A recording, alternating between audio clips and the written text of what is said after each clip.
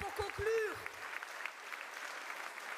cette initiative citoyenne européenne, ce n'est pas un simple appel, ce n'est pas une simple pétition, c'est un mandat massif et catégorique. Vous pouvez encore la faire signer le plus largement possible jusqu'au 15 juillet.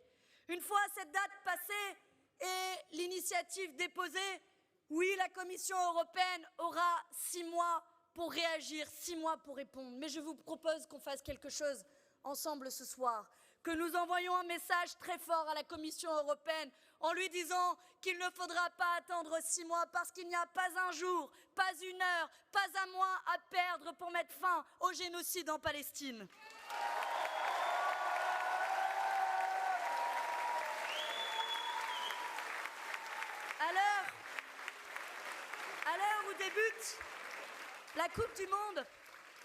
À l'heure où débute la Coupe du Monde, je connais quelqu'un qui dirait que Netanyahou, Trump et tous leurs complices jouent plutôt la Coupe d'Immonde.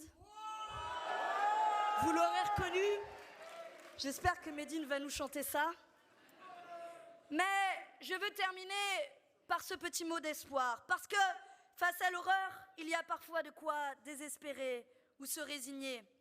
Mais je veux dire ici en notre nom à tous, et votre nombre en est la preuve, tant qu'il y aura un enfant palestinien à sauver, une famille à protéger, une terre à défendre, un peuple à libérer, alors nous continuerons et nous ne lâcherons rien. Je veux vous laisser avec ces mots d'espoir du grand poète Mahmoud Darwish qui disait « L'espoir est la maladie incurable des Palestiniens, notre fardeau.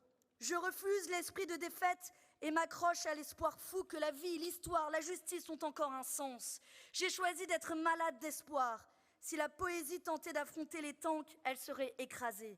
La poésie a la fragilité de l'herbe. L'herbe paraît si vulnérable, mais il suffit d'un peu d'eau et d'un rayon de soleil pour qu'elle repousse. Alors ce soir, les amis, soyons malades d'espoir. Merci à vous.